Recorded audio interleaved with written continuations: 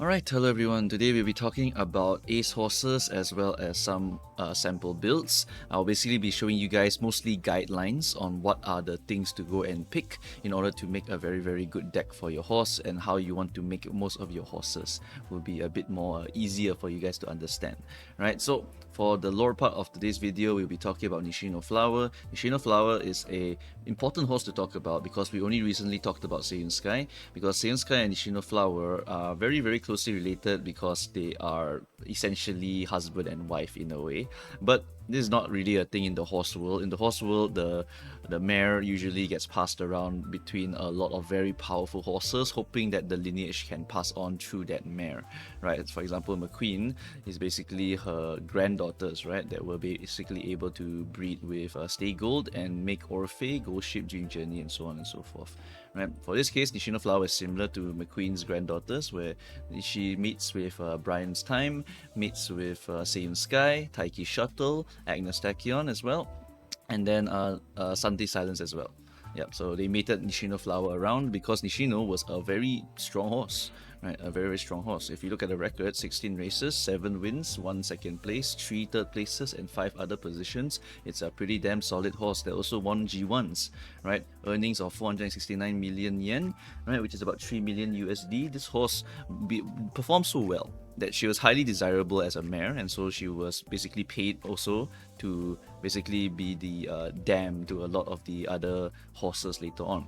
Of her children, they weren't super amazing until recently. Nishino Daisy managed to win a G1 for the first time, right? So out of the lineage of Seiyun Sky's lineage, that is basically the only horse between her and Nishino that was able to become a G1 winner, right? So let's look at the lore section over here for Nishino Flower, right? For Nishino Flower, I want to talk about the card first, because the card is really cool call out to many different things about Nishino. In fact, if you look at Nishino's events when she comes out, there's a lot of references to her children, right? That's really the main thing about her. She's like one of the best mothers in the game, basically. Even her unique is similar to Seiyun Skies, right? If you look here on the left, you see a reef. On the right, you see a daisy. That's why there's a reef of daisies on Seiyun Sky's head. It's because between the two of them, they made these two, Nishino Reef and Nishino Daisy, who are their great grandchildren, basically the lineage passed down to here, and then this horse popped off. And so this is basically a bit of a reference to the children of Nishino Flower. Later on, her events will also talk about her other children as well. Very cool side games call out to all of these horses over here, right? The Nishino is the clan name if you're from the Nishiyama clan, or I guess the farm, right? If you are a female horse, you are getting called a Nishino, right? So she is a mare, so that's why she's called Nishino. Then the flower, just, I don't know, they just like flowers. Look, they named it Nishino Reef and Daisy, so I guess they like flowers and plants, right? Her design is small because the horse in real life is really small, to the point that actually no one wanted to train her. She was literally looking like Bambi when she debuted, which was at 2 years old.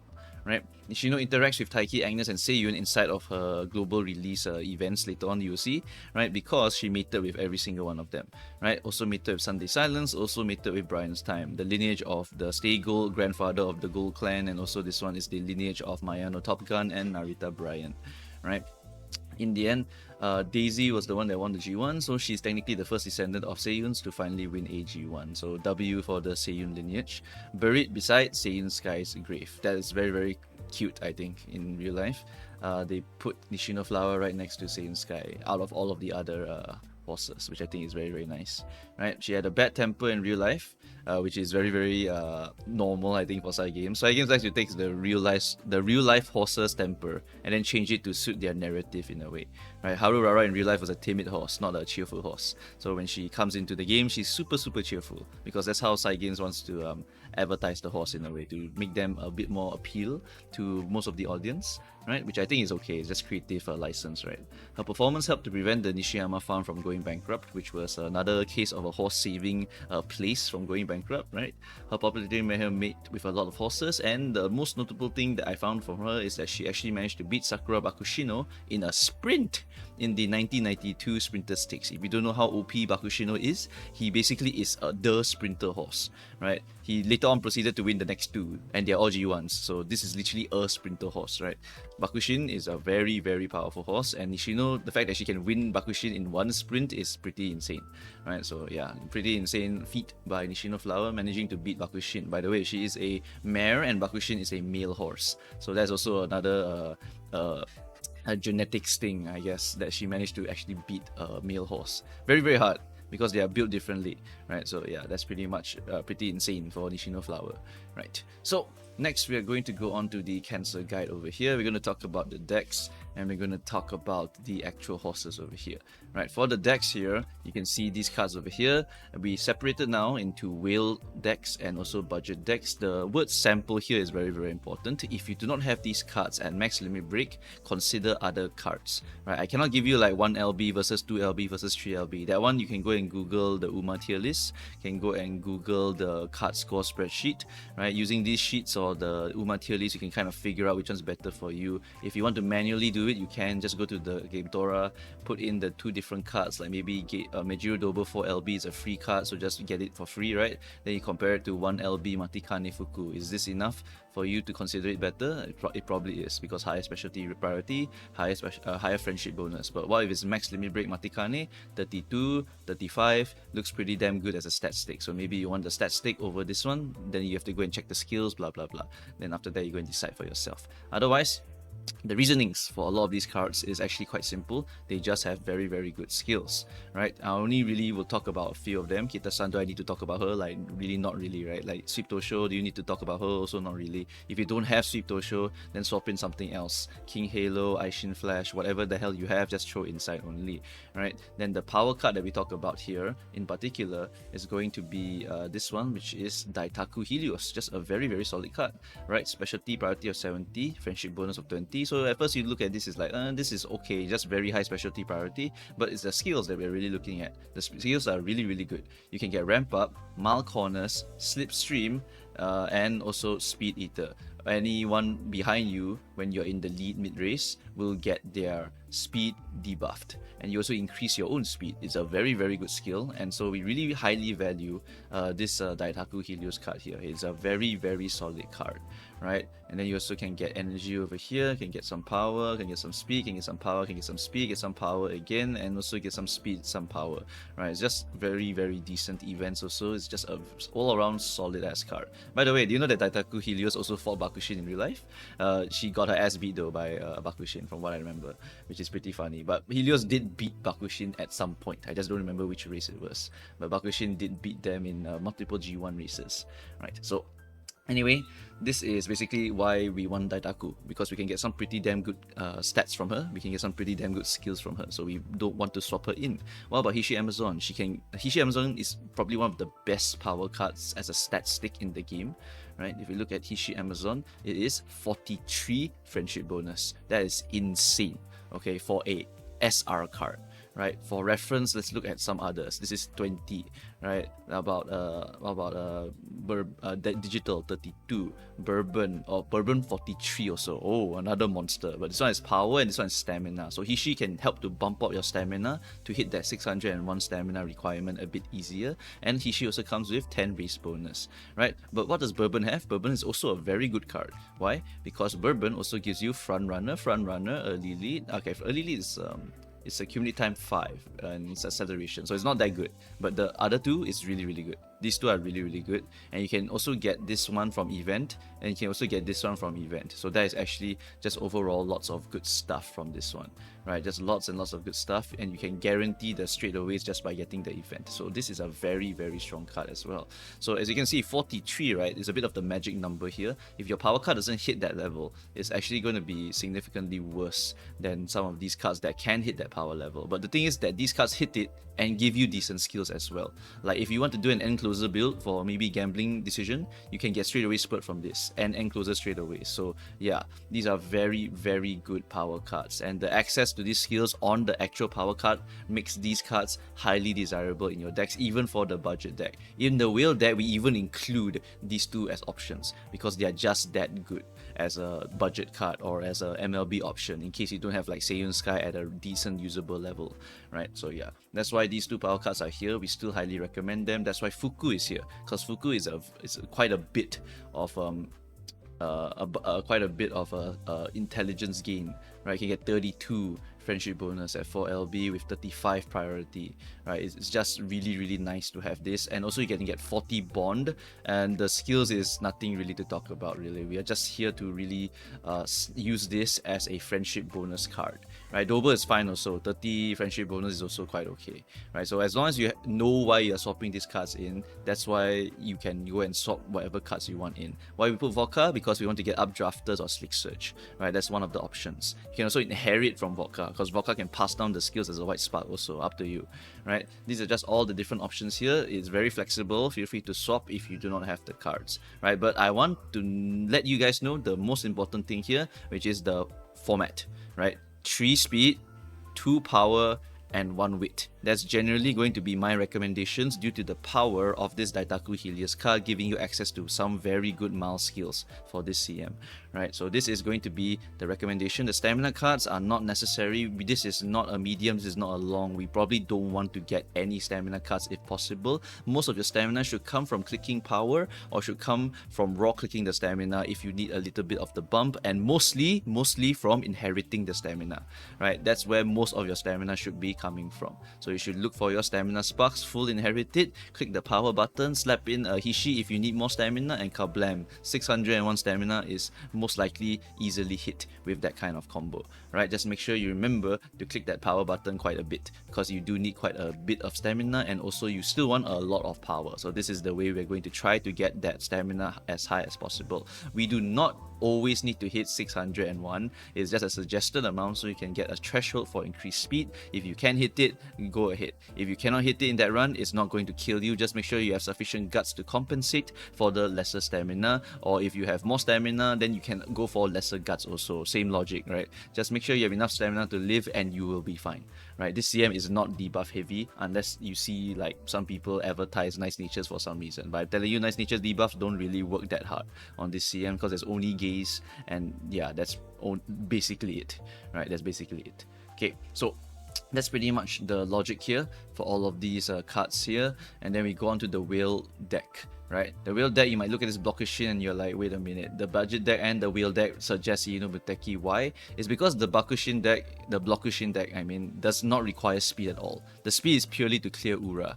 The actual horse just needs power and just needs wit. So if you really wanted to, you could dump Kitasan Black and just go for power if you inherit the speed, or you just click wits a lot, because Bakushin does have 20% speed bonus. And what you do with that is basically you just clear Ura bare minimum, and you go as much power, as much wits as possible. You buy as many good skills as possible. That's why we take Yeno, so we can hit the hints along the way, and then we just guaranteed get a very decent Bakushin with groundwork, with 3 greens, and then we just go and fight all the other Seiyuns and just beat the shit out of them by taking first place, and then we just cancel their entire unique, right? So that's how we can build the Bakushin at the bare minimum level and increase our odds of hitting the skill. Otherwise, just put Kitasan Black, because honestly Kitasan is a very strong card to give you the speed to clear Ura, as well as give you quite a bit of power bonus as well, right? So this is a very good deck for you, right? Then front runner whale decks is basically the same, except we put in Silent Suzuka as well as the Seiyun Sky here. Sorry, I said the same as in the same as this one over here, right? Still 3 speed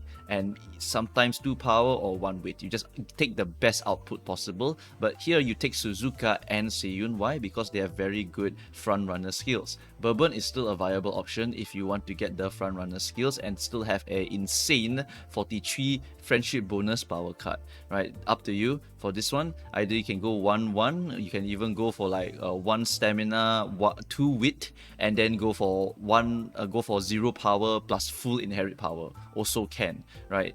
Like there's many ways to go and play this, right? The whale deck has so many options, but the reason we put Suzuka and Seiyun in is because Escape Artist Unrestrained is just additional gambling options, and they are very good front runner cards. They give you quite a lot of good skills for this one, right? Pace Chaser, I actually want to put these into a separate section called Do Not Build unless you really, really love this position, because there really is nothing here that you absolutely want, right? We only added like Nishino Flower and Oguri Cap, and that's pretty much it. There's nothing else that's actually very, very good here for you to go and hunt down. It's like Pace Chaser corners, Pace Chaser straightaways, and we're done.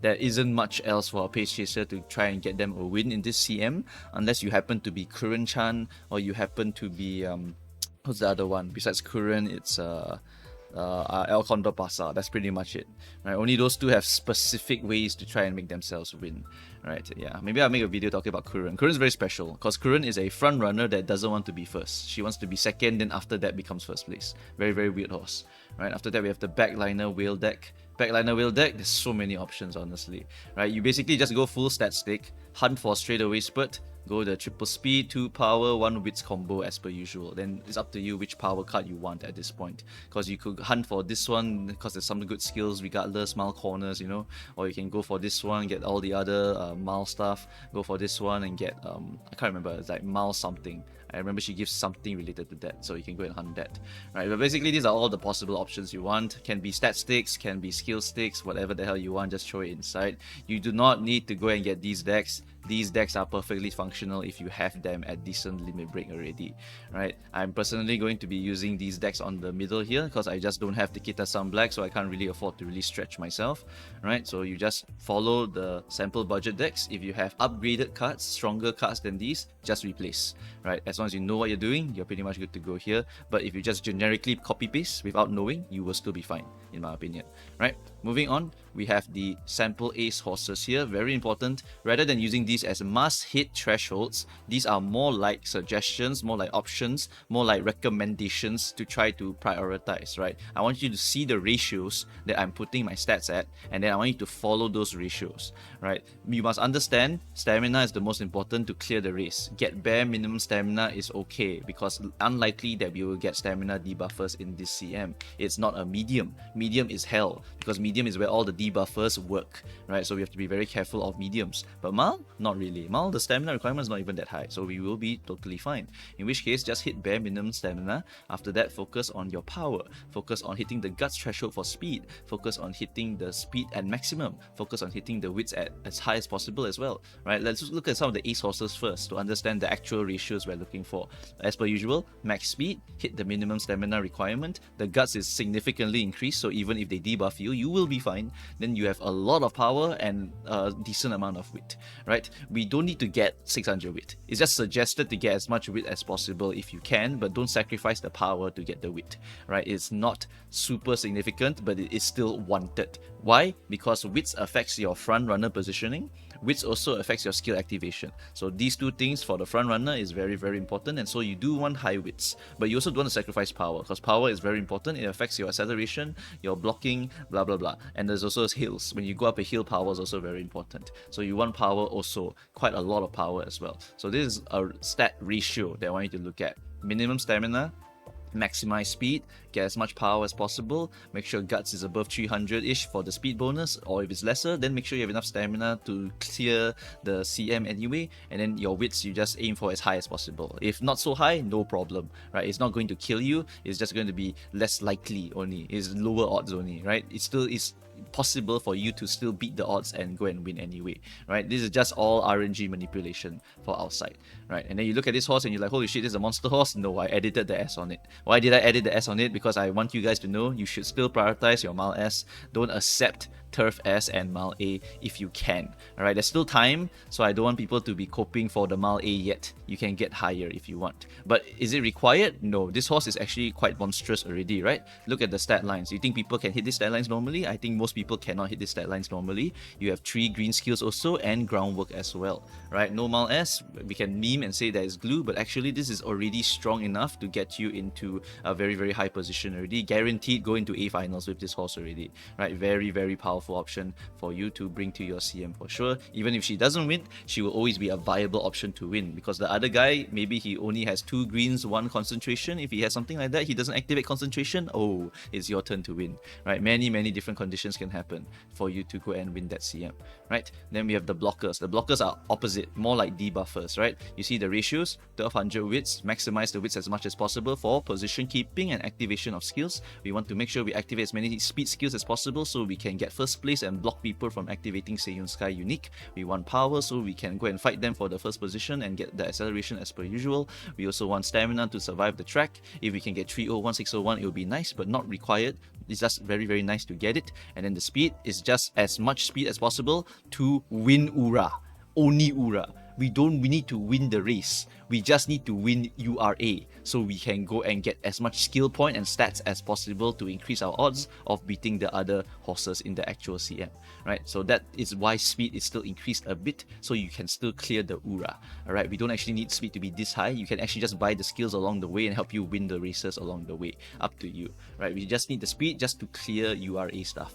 Right, so that's pretty much how you build a Blokushin. Here is an actual sample Falcon that's already blocking in some of the CM rooms by one of my Sweatlot friends who has already started testing his horses. Right, this is one of his enemies, Smart Falcons, that blocked him successfully throughout the entire CM. And look at him, he's using 1 green, 2 green, and then concentration for the activation. So he could miss, but he did not miss. And because he did not miss, he activated Sparkly, he took the first position, maintained it the whole way due to all of his speed stuff over here, and then it was basically over for my friend who is trying to do his front runner strategies. So that is basically how you can build a blocker. And look, the stat lines are not exactly what I told you to go and hit, right? It's a little bit off in some ways, a little bit higher in some ways, but it doesn't matter. As long as you can still trigger the groundwork, you can trigger the unique that helps you get the speeds, you have sufficient speed skills to help to maintain that lead position, you will be able to do a good blocking job. This is a very, very solid horse just for blocking, and as you can see here, is nothing close to my horse over here. So once again, please use these as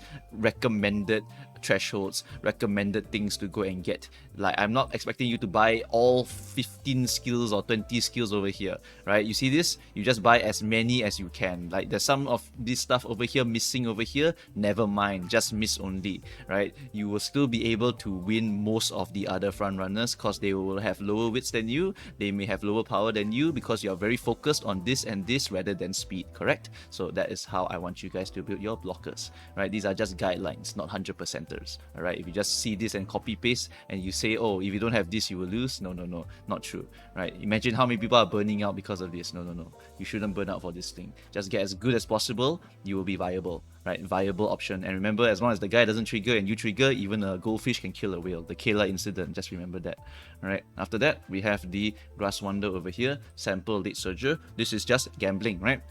Gambling is just red shift, shooting, and then pump some iron. After that, you get as much of the skills as possible here. Once again, please don't have to go and buy every single one of these skills. I'm just showing you some of the skills that you might want to get on the horse, right? I mean, very, very clearly, like Updrafters is really good. Surgers, Mount Corners, Tail Hell, Playtime. You know the combo at this point already. All of these are just solid options, but the most important will be the XLs. That's why I put this here, right? You get the stat lines, then you get the XLs, because XLs are important for you winning the game. Try to get the XLs as much as possible, right? The XLs are very, very important for gambling that position and then activating let's pump some iron and boom, get that acceleration and now you win the game, right? That is how you play the Grass Wonder. After that Encloser, you can play it similarly to the Grass Wonder. You have Encroaching Shadow, Red Shift, pump some iron, shooting for victory, get all of the other speed stuff, Kablamo. Now you're basically another gambler. You want to get the 6th position as well for the Narita Taishin, and then you activate Encroaching Shadow on top of that. Oh, it's GG already, right? Very, very powerful option for Narita Taishin.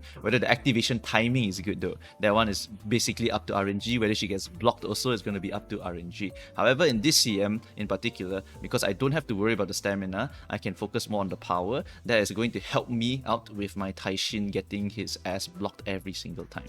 So I think that this CM is going to be a little bit better, but I know chat will tell me that it's a fraud shin, right? No, no, no, it's not fraud shin, it's me. My cards are shit, right? That's why I can't make Taishin to be very, very strong. Encroaching Shadow is on paper one of the strongest things in the game, and you just need to have enough power to help you get out of the damn block, right? That's how you basically have to play it. Okay, so anyway, that's pretty much it for the sample ace horses here. Please remember, these are just suggested thresholds, right? Very important. These are not must hits. You do not hit these, and that will be more minimum, right? There will be minimum thresholds. No, no, no. Minimum thresholds will just be survive stamina, maximize speed as much as possible. That's not even a minimum threshold. Let's just try to maximize your speed, right? After that, then the power, there's no minimum either, as much as possible. With no minimum either, as much as possible, right? That's how you have to just understand how to do this in UMA. We're just trying to increase our odds of winning. We're not trying to guarantee the wins. We're just increasing our odds every single time. After that, anti-synergy warning. I received several questions about this, so I thought it was very, very important to go and write a giant red warning over here for you to go and read. If you build Blokushin, please do not build a front runner. I received questions where, how do I build Blokushin and Falcon and Seiyun? And I'm like, what are you doing? Because you are literally blocking yourself from winning the game, because you need Seiyun's unique to activate. So I'll just say this one time right now. If you look at Seiyun Sky, what is the position you need to activate Seiyun Sky? It is the first position. Order equals to 1. So what does that mean? Do not let Blokushin take your 1 and then allow all of your other front runners to not activate the number 1 position unique. Right now they cannot activate angling, so you are dead. Right? You don't have Excel. No Excel means GG for you. Right? That's pretty much what happens here. If you go and build Blokushin and another front runner, you straight up deny yourself the ability to win. So you just shoot yourself in the leg. Right? After that, prioritize your stats if your deck is bad. Some of you, your cards are really, really mediocre because probably you only entered maybe in the super quick time. Maybe you only pull on the Kita-san Black banner, but you never pull on another banner to get the other SRs. So now your SRs are really, really shit, and you cannot get a very, very good statted horse. So in that case, please prioritize your blue sparks, because you have to compensate for the loss in stats in some way. You need to hit the minimum stat requirement, or at least the recommended, try to get as close as possible, and then get the Mal S. That will help you to boost your odds of winning, and you will very likely hit the A finals. Whether you win or not there is going to be purely RNG as per usual, but at least you can get there for the increased rewards in the statues and whatnot, right? So it's still pretty damn decent for you to get there anyway. So that's pretty much how you want to do it, right? If you cannot get the stats because your deck is bad, then just go for actual stat inheritance instead of getting pink inheritance. The blue stats is just going to make more consistent horses. The pink is more important to reduce the grind, right? Because you want to hit the pink mile, then you can just opt for going for the pink mile, especially for front runners, right? Some of you might be coping really hard on it, like, oh, I got 1-star guts and 1-star mile, and it has a chance to give me mile S and also has groundwork spark on it. Can I just use that? If you really are going to cry about it, then honestly just use the damn horse to get the groundwork. Groundwork is just insanely important. If you have a good enough deck to compensate for the stats loss, then just cope with that. Alright, groundwork grinding is a nightmare. I know. There's no golden groundwork right now. The golden groundwork is on Mihono Bourbon later, so it's very, very long until we are able to grind groundwork a bit better. But right now you just have to just keep clicking that damn groundwork button and praying that the grandparents also pass down groundwork to this new child, right? That's pretty much how you have to do it. So just try your best. That's all I can say for groundwork grinding. I also need to do it, so we will do it with rentals. I will use rentals for it. I will rent a very good parent and then make sure all of the lineage have groundwork, so someone else did the grinding for me, and then I just use his work to hopefully pass down into my future grandparent. Then my future grandparent passes down to my future parent, and then my parent will pass down to my Blokushin. And that's how I'll basically be doing my groundwork inheriting, because that is the easier way to do it, right? Rather than manually praying for the damn groundwork spark to hit on the first horse that I get, right? That is basically the easier way to do it. You just inherit from another person's built up horse, right? So that's pretty much it for my last advice for the groundwork farming. I wish you all very good luck with the groundwork farming if you are going for front runners, or if you're going for tree gamblers. Oh, you guys are so relaxed, because all you need is just as many skills as possible. Groundworkless player, just get number 6, number 5, oh, you can win the game already, right? That's pretty much why I like going for gamblers rather than front runners, because front runners is just so damn painful, and we don't have enough time to really grind some really good groundwork parents anyway, right? So anyway, that is pretty much going to be it. I am going for Blokushin front because it is easier. You do not need to hit Mal S, you only need to hit groundwork, and my deck is decent enough that I can just get away with just only putting the white spark inside, right? I'll just put 3 white sparks inside the parent inherit for Blokushin, and then after that I will go and borrow some other parent with groundwork, and then I'll very likely hit the groundwork on my Bakushin runs. So that's how I'm going to do it for Bakushin here. Alright, so that is pretty much it for this video. Thanks guys for watching, and I hope that this has helped you. Remember that these are recommended thresholds, not must hits. Please, very very important to understand. Right? Then besides that, if you have more questions besides all of these things that I've given to you, feel free to comment down below. If there's enough questions about it, I will go and make a video about it. Otherwise, you can always try my Twitch channel or my YouTube channel over here, where you can go and ask me these questions. I usually just spend like hours just answering people's questions, talking about UMA. So if you want to ask stuff, you can ask here.